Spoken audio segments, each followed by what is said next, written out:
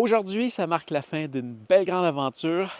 Après 17 jours, je viens rejoindre mon ami Fred Hey, dans son campement. bienvenue chez nous. C'est un endroit que j'ai pas eu accès depuis le début, en fait, parce que l'idée, c'était que Fred, il faisait une aventure alone. Et mon travail, c'était de capturer des images de la forêt qui peut mixer avec tout ce qu'il fait ici. Je l'ai vu en drone. On a eu la chance de se croiser 2 fois. Mais je n'étais jamais venu ici. Puis là, je suis vraiment impressionné, en fait, de tout ce que tu as réussi à fabriquer avec... Avec quoi? Une pelle Une pelle de hache? survie, puis de l'arc et flèches, mais ça c'était plus pour me nourrir. Donc, bienvenue au camp Wolf. Je peux vous faire la visite. S'il vous plaît. OK. Regarde. Commençons par ça. Donc, ici, ça a l'air d'un tipi, mais en fait, c'est un fumoir.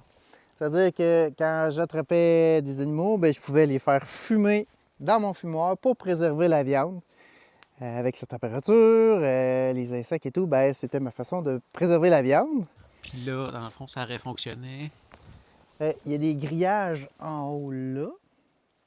Fait qu'on met la viande là, on fait un feu dans le bas.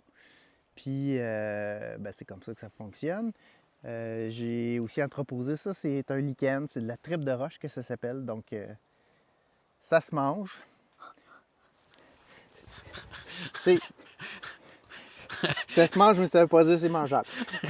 OK. Après ça, ici, site de feu extérieur.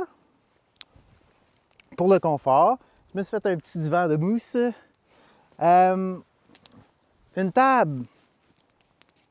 Une table faite sans corde, parce que, je le répète, j'avais qu'une pelle de survie. Donc, faite avec des racines d'arbres, puis des arbres coupés de la bonne façon, de façon à ce que ça s'embouffe et que ça tienne. Puis ça, là, tu trouves des racines qui font la job Ouais. dans la forêt? Puis... La racine d'épinette est une excellente corde.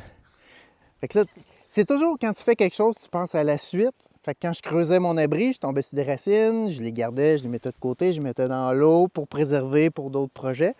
Puis avec l'écorce de bouleau, en dessous, tu as ta réserve de bois sèche. Là, je le rappelle, j'avais pas de toile.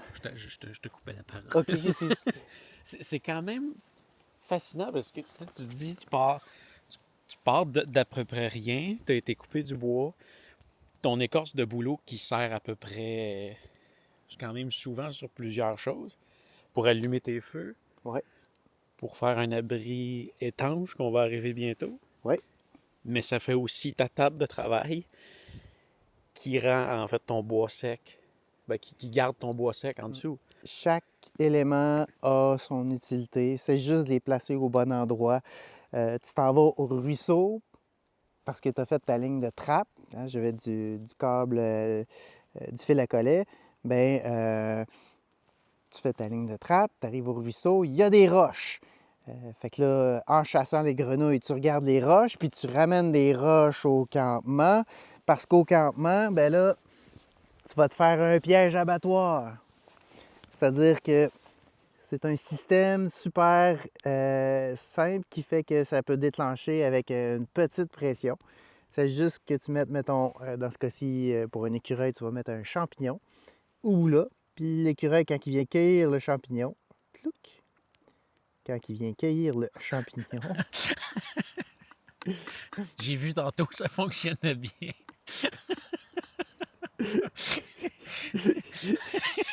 Oh! Oh! Il meurt! Il est écrasé! fait que là, t'es roches. Fait que, tu sais, c'est toujours de penser, OK, je creuse un trou, je ramasse mes racines, je vais au ruisseau, ramasse des grenouilles, ramasse des roches. La nature te fournit tout. C'est juste d'être capable de les placer au bon endroit, les morceaux. J'ai fait mon campement sans toile, puis ça me prenait un campement chaud parce qu'en fait, là, j'ai pas de sleeping. Ça veut dire que la nuit, il faut que je sois capable de me chauffer avec un feu, que je sois abrité. Puis ça, l'autre chose qui est vraiment impressionnante, c'est que là, on pense toujours aussi, là, on part d'une pelle multi-usage, puis ça, t'as fait ça en 2 jours. Ben oui, il fallait que je sois couvert le plus rapidement possible. C'est quoi les priorités, Fred? Ben, en survie, la sécurité. Fait que, tu sais, s'il y a un arbre qui tombe dessus, tasse-toi. Après ça, c'est l'air. Bon, si t'es sous l'eau, sors de sous l'eau. Après, la grande priorité, c'est la chaleur. Tu peux mourir en 3 heures dans le bois si t'es pas bien habillé, s'il fait froid, s'il mouille, si c'est l'hiver. Donc, ça me prenait un bon abri. Puis j'ai eu plein d'autres twists qui m'ont permis justement de me réchauffer. Je peux vous montrer l'abri en premier, là. Allons se réchauffer, justement. Bien, j'appelle ça la Shax. C'est un mélange entre shovel, donc la pelle, et la axe, la hache, donc Shax. C'est le manche de la Shax qui était la pelle de survie, si vous voulez. Puis avec ça, ben moi, je coupe à peu près n'importe quoi. C'est super efficace. Je peux creuser des trous. Donc là, je me suis fait un abri d'écorce de bouleau, isolé par de la mousse. Donc la mousse isole, mais aussi empêche l'écorce de bouleau de sécher, de rouler. Donc ça fait le tout. C'est un abri demi-creusé avec... C'est douillet. Ah oui, c'est beau. Oui. Avec une porte d'écorce de bouleau. J'avais 1,5 livre de fil à collet. Donc là, ben, j'ai pu tricoter un peu ma porte que je fais tenir comme ça. À l'intérieur. Donc ça, grosso modo, 6 pieds par 7 pieds, à peu près. J'ai un foyer fait avec des pierres du ruisseau des Grenouilles que j'ai ramené, que j'ai installé avec une cheminée qui fait sortir les tisons, la fumée loin du campement. Donc là, on est bien dedans. C'est quand même frais dehors. Là. Ouais. Juste en rentrant, on sent que... Ah oui. Fait que là, imagine en fermant la porte. Veux-tu qu'on la ferme? Ben, on verra plus grand-chose. Non, on va la garder. Pour Ok. le... Quand il fait trop chaud ou quand il y a de la boucane, il y a une fenêtre. Oui, parce que là, c'est ça aussi que tu m'expliquais, les jours où est-ce qu'il faisait le plus froid.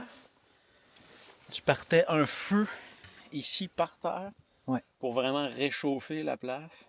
Oui, je pouvais réchauffer tout l'abri en faisant un feu par terre. Donc, j'enlève les branches de sapin. Puis, les branches de sapin, je les change aux 3 jours à peu près. Donc, j'enlevais les branches de sapin, j'enlevais mon matériel à moi, j'allumais un feu dans le fond de l'abri, je fermais la porte. Et ça chauffe pendant, mettons, 1 heure, ça chauffe le plancher. Puis, toute la structure qui est en bois vert pour pas qu'elle brûle. Donc, ça créait, je sais pas, il faisait 50 degrés Celsius dans l'abri, le bois, l'abri devient chaud, tout devient chaud, les murs. Puis après ça, je renterre le feu, je le mets dans le foyer. Je renterre la terre chaude avec du sable. Et ça me permettait, moi, d'avoir 4 heures de chaleur super confortable dans l'abri, sans sleeping.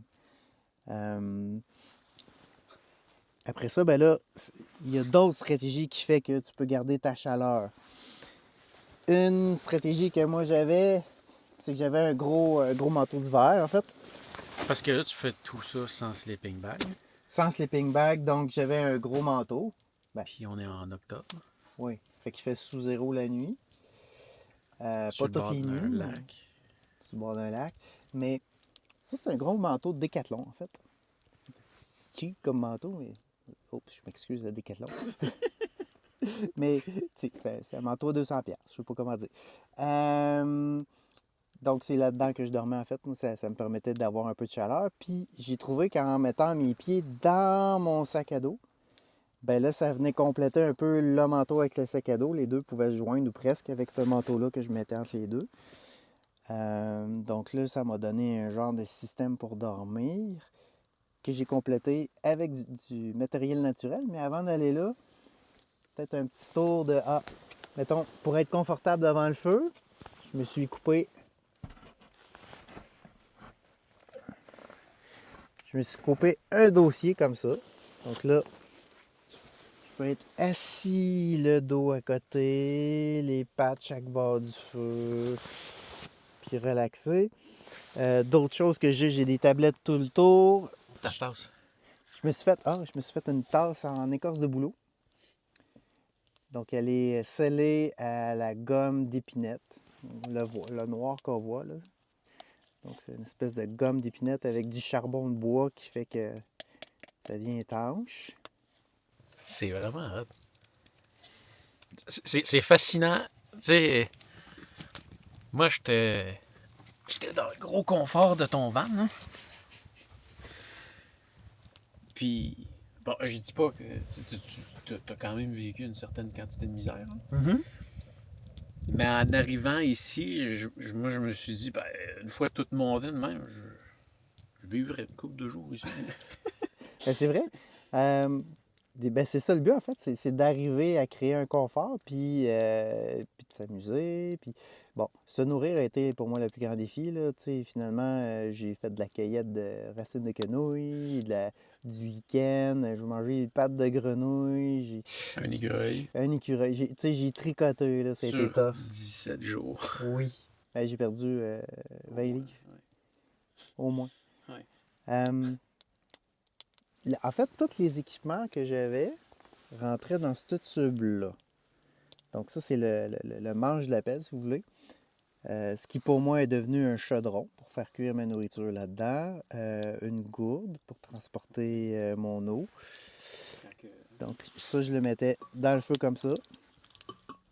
Puis je pouvais faire bouillir mon eau là-dedans. L'eau qui arrive de là. On Ouais. va revenir au quai plus tard. Autre chose que j'avais du thé de chaga. Chaga, un champignon qui est plein d'antioxydants. J'avais du sel aussi dans ma pelle. Ça, je laisse si jamais vous voulez venir au campement. Le sel est offert. Offert par la maison. Tu as droit à du sel quand tu viens. C'est gratuit. T'allais montrer ça tantôt? Ouais, autre chose, ouais. Ça, c'est. Celle-là, c'est une passoire. Un autre petit récipient. Je pense que je mettais de la bouffe là-dedans. Le bois de bouleau, l'écorce de bouleau, c'est un outil incroyable. C'est capoté. C'est capoté. Puis, tu sais, bon, moi, je fais ça avec, là, mais tu sais, les Amérindiens faisaient des canaux. Là, on peut plus dire Amérindien. Hein. Je sais pas. Ouais, j'ai appris ça dernièrement. Ah ouais?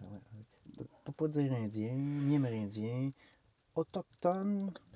Autochtone. Les autochtones. Les Autochtones fabriquaient des canaux. Je me suis fait aussi des thés de cèdre. Des quoi? Du thé de cèdre. Ah ouais? Tu prends une petite branche de cèdre, tu mets ça dedans. C'est bon. Hmm. Vitamine C, je crois, le cèdre. Je pense que ça... Ah, La fenêtre, tu l'avais montré. la fenêtre, j'ai montré. Une autre caméra de chat. Ah, il y a une petite sortie ici. Pour, Ouais, c'est un conduit de transport d'aisance de nuit. Ça permet d'évacuer les D'être liquides aisé. à l'extérieur. C'est ça. Moi, c'est quand j'égoutte mes nouilles. Quand j'égoutte ma nouille. Bon, on va aller dehors. Ah, ben là, on voit ce que tu parlais tantôt, ton sleeping bag. Pas ton sleeping bag, ton sac à dos qui... Ça, c'est un gros sac à dos à 30$. Mais j'ai découvert qu'en fait, le sac à dos, il y a un double layer. C'est-à-dire, il y a une poche intérieure. Fait qu'en fait, en ouvrant, en faisant un trou dans le fond d'une poche sur le frame extérieur, easy, ben, j'ai pu rentrer de la mousse. Tu sais, les quenouilles, là? Quand tu épluches une quenouille comme ça te fait... Au-dessus, ça gonfle, puis ça fait une espèce de truc isolant. Ouais. Bon, ben moi, j'en ai fait un char que j'ai rentré dans la doublure de mon sac à dos. Et c'est devenu, en fait, un sleeping bag. Somme toute, ben, à partir du moment que j'ai fait ça, j'ai arrêté de grelotter la nuit, puis je suis devenu confortable. Pour les pieds, c'était bien. Quand tu disais que tu mangeais des quenouilles, là, c'est-tu ça qui se mange? C'est la racine, la nouvelle pousse. OK. Donc, dans le fond de l'eau, tu sais, ta quenouille, des fois, il y a un genre de petit doigt blanc qui sort. Tu prends ça, tu peux faire bouillir, puis ça se mange. Autre chose, ben, je t'ai filmé, j'avais une caméra de chasse. Donc, de nuit, les animaux, les rôdeurs ou tout ce qui se passe, ben moi, ça me donnait un autre point de vue, autre que celle que je filmais moi-même. On arrive-tu à la pièce de résistance? La vue! Et que ça, là, je m'imaginais pas. Ça, c'est une des affaires qui m'a le plus impressionné en arrivant. Déjà, le site est quelque chose. Hein. T'as de quoi être fier. Mhm. C'est vraiment impressionnant. Mais c'est quoi, à peu près au jour 4, à peu près, tu m'avais appelé, puis tu m'as dit « Hey, Pascal, viens me filmer en drone. Je coupe un arbre. 3 arbres. Viens au lac! Je vais couper 2 arbres. » Fait que là, moi, j'ai pré-coupé mes arbres, puis tu sais, j'attends que Pascal arrive. J'ai comme 10 coups à donner, puis un arbre va tomber, puis l'autre arbre va tomber, puis là, il faut qu'il tombe au bon endroit, parce que je vais me faire un quai avec. Fait qu'il faut qu'il tombe parallèle. Fait que j'ai mis des braises, puis d'autres arbres, tu sais, tout est installé pour que je donne mes coutilles, puis boum, ça tombe, puis Pascal a filmé ça, puis... Fait que là, je coupe ça, et ils sont tous tombés en même temps, toute la gang d'un coup. Puis là, boum! C'est...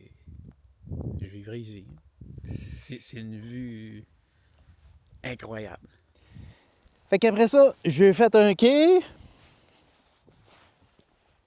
OK. Toujours sans corde, ni clou, ni... Fait que c'est cointé, là, tu sais, comme ce morceau-là, tiens les morceaux-là, qui... Bon. Puis, puisque la pêche ne fonctionnait pas sur le quai, ben j'ai décidé de me faire un bateau. Donc, il me restait 80 pieds de fil à collet. Fait que j'ai fabriqué une pagaie et un radeau. C'est incroyable.